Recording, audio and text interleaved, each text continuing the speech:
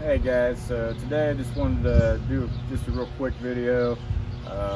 Need to refill or recharge my air conditioning in the truck.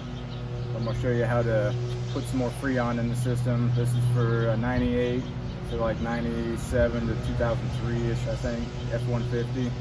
But the basics of it are the same for just about any vehicle out there. So you know what to kind of look for, you can take care of it, and you got the right tools.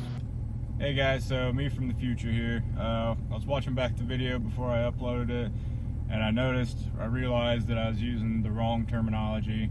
So you'll see me say high pressure side repeatedly over and over throughout the video. That is not right. When you add Freon to the system, you're adding it to the low pressure side, because once the compressor is running, there's too much pressure, you won't be able to get anything into the high pressure side. So what we do is we add to the low pressure side so the compressor helps draw it in. I'm not sure what I was thinking, but as you watch the video, everything else is still the same. It still shows you how to do it, but as you watch the video, keep in mind, every time I say high pressure, it's actually low pressure. Okay, so we're going to be looking at the air conditioning system. You're going to have your compressor, which is usually run off either your serpentine belt if you have a serpentine, or just an accessory belt, but it's run off the engine when you turn the AC on. But what we're looking for is there's a port right here, which is actually the low pressure side of the system, and then back here, I believe this one here is actually tied into the high pressure side of the system, which is where we're going to fill it from. So all we're going to need to do this is some cans of the coolant. This is just a generic R134A, and we're going to need a tool to actually connect to the system. And the can will go on this side, and this side here is just a quick connect fitting that goes to the high pressure side of the system. Most of them that you get will have a pressure gauge. Some of them this turns, but some of them actually have an indicator on them, so you can adjust for what the temperature outside currently is, and it'll tell you based on the temperature where your pressure's at. This one is just green, yellow, and red zone. So we'll use this dial, this tool, to inject the coolant into the system. Now what you'll have to do is you'll have to actually have the engine running and the AC turned on when you do this. As it pressures up, the AC compressor is going to kick on and move that refrigerant through the system and take in more of it from your canister.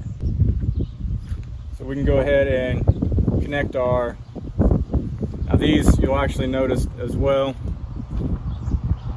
you'll notice these cans don't have any kind of gasket or seal, they're just the foil there. So these are single use. Once you've got them attached to your tool, you can't take it back off the tool without losing the Freon. Some of them usually cost a little bit more, but they'll have a rubber seal that they'll actually reseat themselves when you take it off.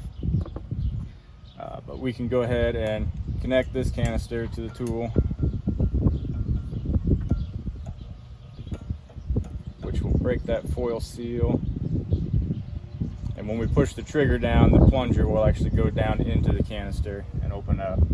And then we'll go ahead and connect the quick connect fitting to the high pressure port on our system here. There's usually a protective cap to take off, keeps it from getting, various debris in it.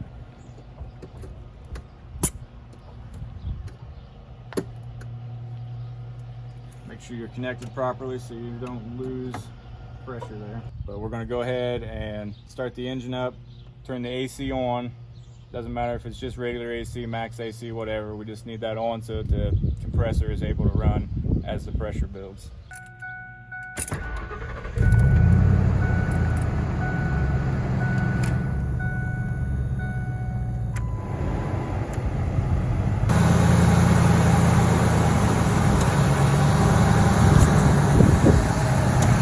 I'm going to try to talk over the truck here, but you'll see the pressure gauge. The compressor is actually kicking on because it's not completely out. So as it builds pressure, the compressor will kick on and draw it back down, and then it kicks back off because it doesn't have enough in it. So we're going to go ahead and hold this can at a little bit of an angle and pull the trigger here to let coolant Freon into the system.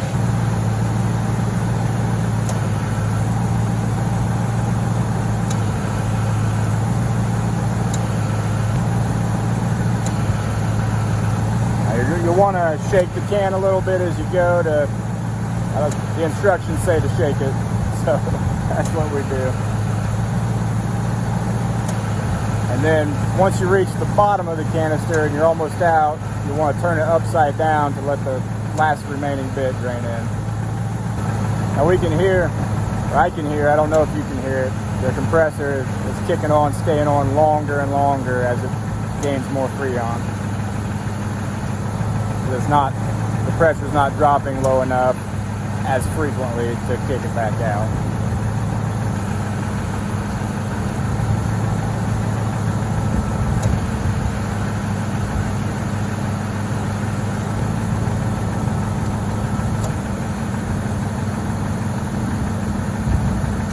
Okay, that's one can in. That one is empty now, so we'll remove it. Tiny little bit of pressure left over. So we'll put our second canister onto here. I can already hear the compressor is running for quite a while at this point before it kicks back out. So we've almost got enough in here.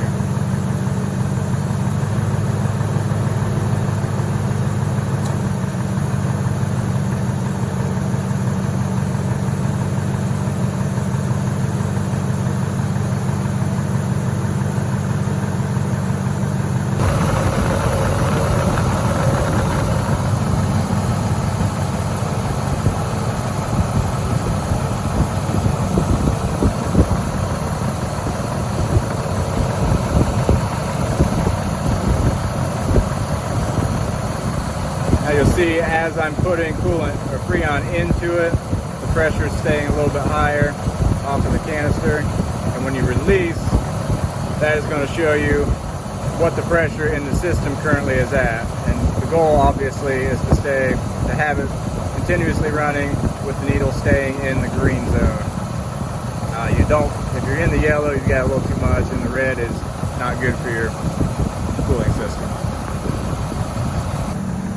Now from the looks of the gauge, it looks like we'll be able to probably fit this whole second canister in without having too much in the system.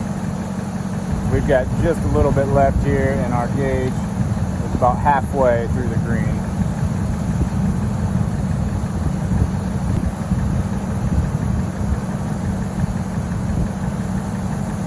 Okay, so as you'll see, our pressure is equalized, and this canister is empty. We're not gaining anything as we pull the trigger. We're not losing anything when we let off. And that right there is right about where we're going to want it to be at for optimal cooling.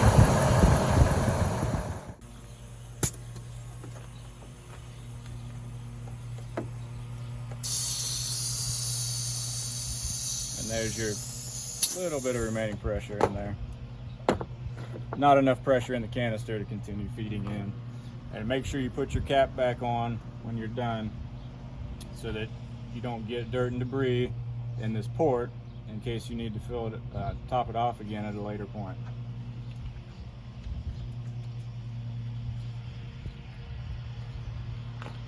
Alright guys, so hopefully this has been helpful to you. Hopefully you learned something from it. Again, like I said, this is specifically like a 97 to, I believe, 03, 04, somewhere in that range, F-150. But all, I can say all, but I could be wrong. Most, at least, air conditioning systems in a vehicle will be very similar. All you're looking for is the high pressure port, and this tool will actually only fit on the high pressure port. It will not fit the low pressure. So if you find it, you should be able to tell just by whether or not it fits. So thanks for watching. If you liked the video, give it a thumbs up. If not, give it a thumbs down, that's fine. If you want to see some more videos like this, among other things, go ahead and subscribe to the channel, and we'll see you on the next video.